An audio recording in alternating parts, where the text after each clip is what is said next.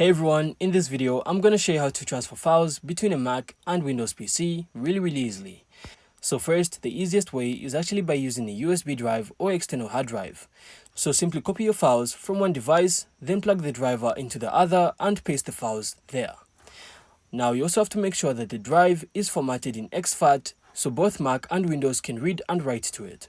Now another way to also do this is simply by using cloud storage like Google Drive, OneDrive or Dropbox. Then simply upload the files from one device, then download them on the other. So for a faster local transfer, you can also enable file sharing on your Mac by going to your system preferences, then sharing, then file sharing. Then from there, you can then connect your Windows by typing this prompt into the File Explorer. And once you authenticate, you'll then be able to drag and drop files directly. So after these steps, transferring files between Mac and Windows is actually going to be simple and really fast. So I really hope you found this insightful, and if you did, then make sure to leave a like and of course subscribe. Then we'll see you on the next one.